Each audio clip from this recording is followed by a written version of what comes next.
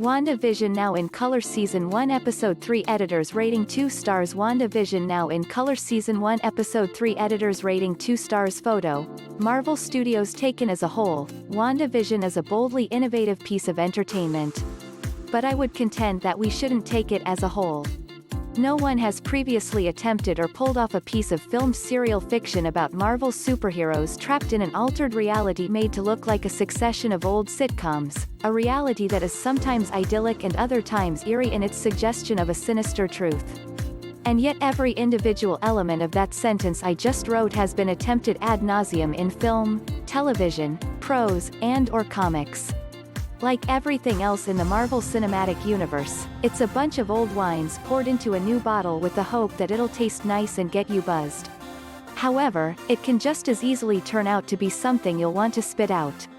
In its third episode, WandaVision throws a few curveballs but is ultimately still hawking the same selling points as the first two.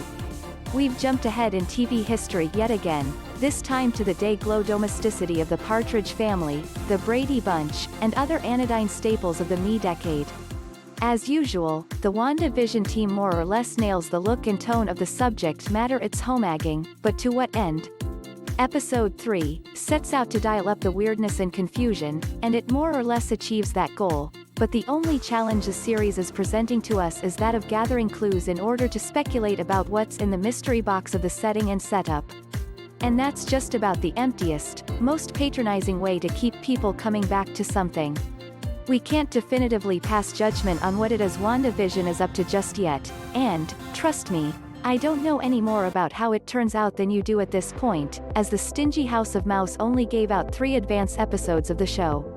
But what we've seen so far is concerning to me. Perhaps the powers that be kept episodes 4 through 9 away from critics because that's when things start to get genuinely interesting, and they wanted to avoid spoilers. I'm not getting my hopes up, but I am prepared to be pleasantly surprised. Speaking of surprises, the episode begins in the wake of the big one from last week, our female protagonist's abrupt pregnancy. After some groovy opening credits, we're plopped into yet another living room set. People who make actual sitcoms must be unbelievably jealous of how much the MCU can spend on set design, where a wide-bellied Wanda is getting a checkup from a doctor by the name of Nielsen, at least I assume that's the spelling, while a turtlenecked and tweeded-out Vision follows along anxiously. Nielsen says she's 4 months pregnant and seems unfazed by the fact that she was 0 months pregnant the day before.